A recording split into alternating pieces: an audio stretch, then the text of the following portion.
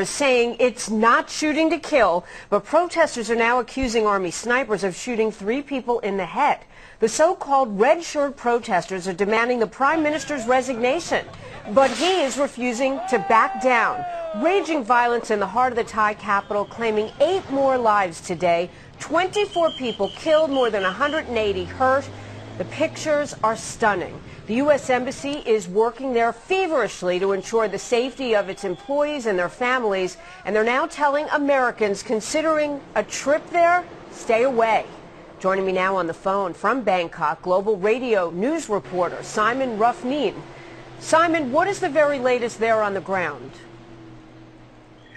The very latest, Jamie, is that there is continuous fighting sporadically at a number of different locations in the city. If you recall, the original protest site was at the Democracy Monument. Then they moved to Raja Prasang, which is the main shopping and commercial heartland of the city. They've been there for 4 weeks now. The army said on Thursday that it was going to try and move in, cordon off the area. A leading general, a renegade general, was shot in the head on Thursday night. He's a red shirt supporter. It's assumed that the army tried to take him out. And since then there has been continuous fighting in the city. And as you said, 22 people killed since Thursday night. Right now I am on the mp4 highway, which leads about 2 miles away from the main red shirt protest area. There's been gunfire here all day. And as you said, the Thai army is using live rounds. A Canadian journalist was shot yesterday 3 times, and there have been a number of protesters killed today. I saw one taken away in the ambulance after being shot in the head maybe 5 hours ago. Simon, let me ask you this. Thailand's Prime Minister is defending the army crackdown, saying that as long as the clashes go on, this will be the response. How extensive do you expect this to grow, given the fact that the violence is already so severe? There's serious potential for this to spread elsewhere. The red shirt stronghold is in the north and the northeast of Thailand. It's where the support base for the former Prime Minister Thaksin Shinawatra, who is a telecoms billionaire now in exile after corruption charges against him a couple of years back.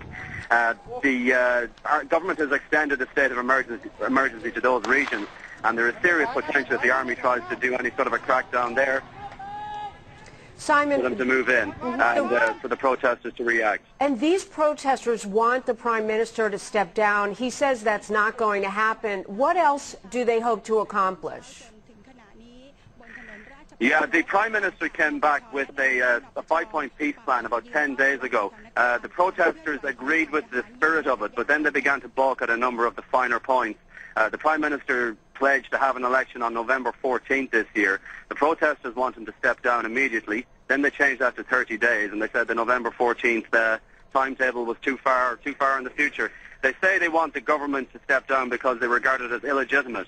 A pro-red shirt government was in office up until the end of 2008, and prior to that, yellow shirts who opposed the red shirts took to the streets of Bangkok, closed down the international airports, and the upshot of that was that the constitutional courts closed down the red shirt party, and a pro-yellow shirt, anti-red shirt party came into power then and is in office now. And that's the guy who is the Prime Minister at the moment. Well, one note that I'm seeing in my research is that supplies of food, water, and fuel are already running low. Some delivery trucks have been blocked. Hopefully there will be enough, and hopefully this violence can wind down, but it certainly isn't showing signs of that. Simon, thank you very much. Simon Rufneen joining us live from Bangkok. We'll continue to monitor this here on Fox.